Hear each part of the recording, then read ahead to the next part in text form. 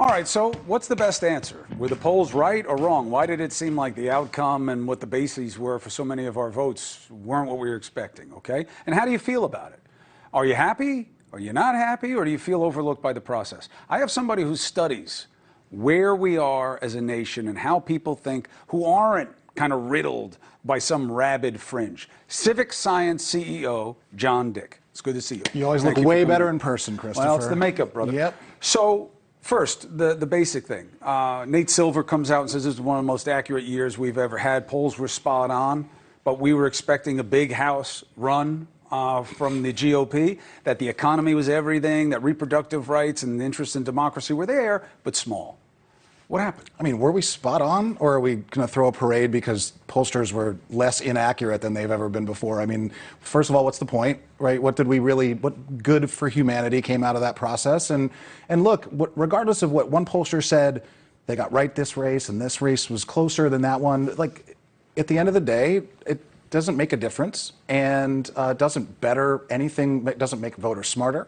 And ultimately, the narrative that came out of all the polling was that one side was going to run away with it, and it turned out to not be true. So if the narrative is what matters, then the pollsters were wrong. End of the day. The story that I want to tell is that a lot of these races were pushed by voters that weren't accounted for as Democrat or Republican, that you saw independents and young voters coming out and voting on the person and the policy and punishing people for denying the election results. I think there's a lot of truth to that, and I think at the end of the day, a lot of people had no choice but to sort of vote for the lesser of two evils in this election, and that landed a lot of people in the middle, or it landed them, deciding which evil was worse than the other, and I think that explains a lot of how we ended up. Now, is that why we believe at this point that independents are trending more happy with the results, but obviously Republicans are upset, even though they may win both houses?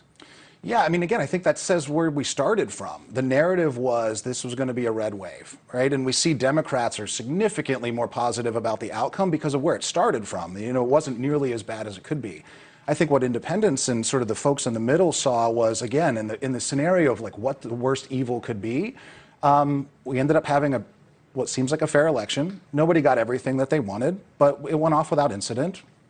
Okay, fine. I'm not thrilled, but I'm satisfied with the outcome. But it's also interesting that you see that much more with independents.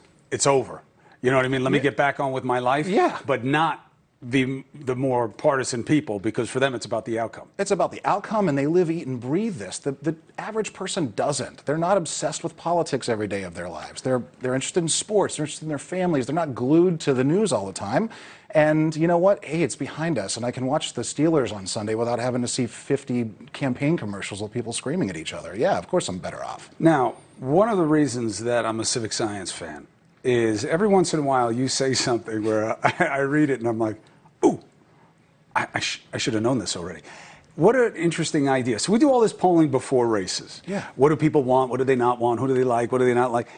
You have this very simple suggestion. Hey, why don't you do that after the election so that the people who just won the races have a sense of who the people just put them in office and what to do? Yeah, duh, right? I mean, we're kind of like studying for the wrong test here, right? We survey people leading right up to the election when any decision that a candidate's going to make's already been made. Any legislation they were going to support's already been supported. We should start polling America like crazy right now.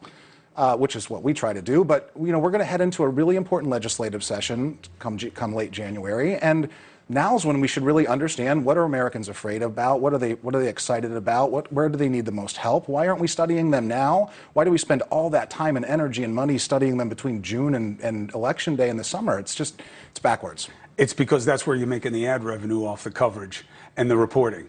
And that's why you spend the money and the pollsters come out then, because that's when people are conditioned to want that data. Well, and the candidates benefit from it too, because now they know what to go out and talk about. What are they going to lead with? What's going to be They raise money off them also. Sure, and what's the commercial that I'm going to run going to be about? It is not, none of that is for the good of the voter or good of the country. It is good for the candidate, it's good for the donors, it's good for the media, with all due respect. It's not good for people. Let's start surveying people today.